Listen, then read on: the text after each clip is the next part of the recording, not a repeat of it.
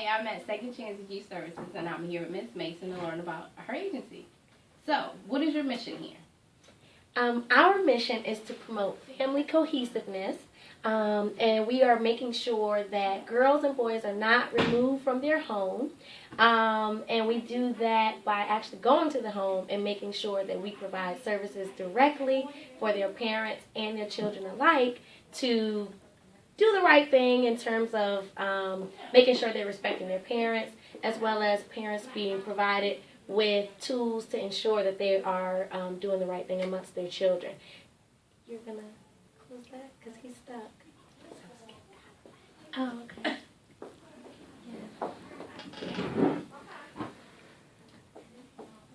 What are some services that you guys offer? We actually provide what's called intensive in-home counseling, and that's community-based counseling where we go to the client's home, maybe about up to 10 hours a week. And we do different types of services that include anger management. We also work on different cognitive abilities. Some of our clients have learning disabilities, so we try to address those. We actually make sure that we do case management services, and that includes taking the time to link our clients with other community-based providers. So we might have, some of our clients might have outpatient therapists.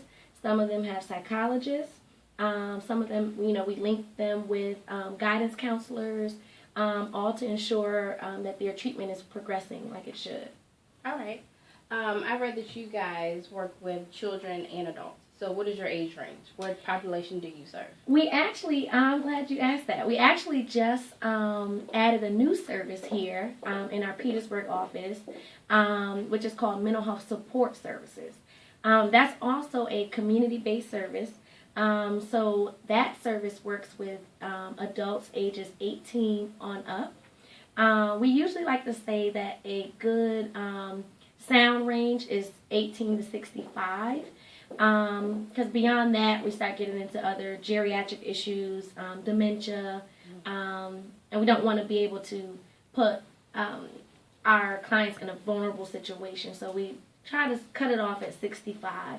But our children's services, which is the intensive in-home counseling, we start at age 5 and we go up to 18.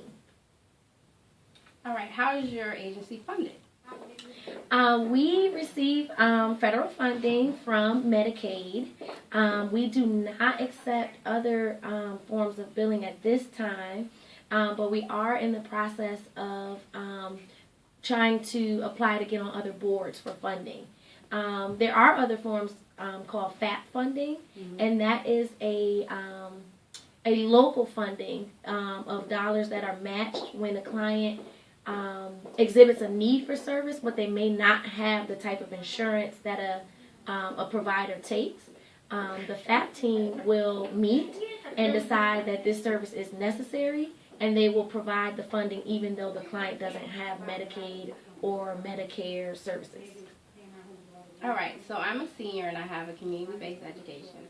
I want to know, what are some qualifications that you need to work for your agency? Well, according to the guidelines right now, you have to have a 4-year degree. So May's coming, right? Mm-hmm. May's coming, yes. Shout out to VSU. I'm a graduate of VSU. Did you know that? I didn't, but that's awesome. Yes. You need a 4-year degree in a human services field. So that would include community-based counseling, social work, psychology. Actually, they just opened it up to therapeutic recreation is now a degree that is acceptable. Sociology. There's really a number of acceptable degrees. So you need at least a 4-year degree in that. And you also need 1 year of experience that is in direct relation to the job in which you're applying for. So, for example, if you wanted to work in the intensive in-home program, you wouldn't necessarily need intensive in-home background, but you would have needed to show experience working with children. At least a year of working with children in some capacity. All right.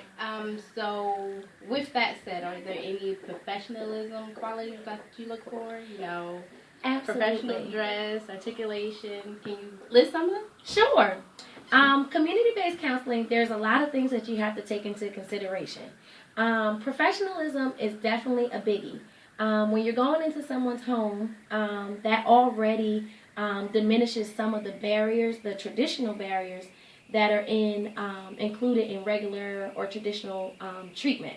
Like, for example, when you go to outpatient, there's a desk, there's a therapist, there's a couch, and you kind of know, I sit here, my therapist sits there, we discuss this, and then I go home.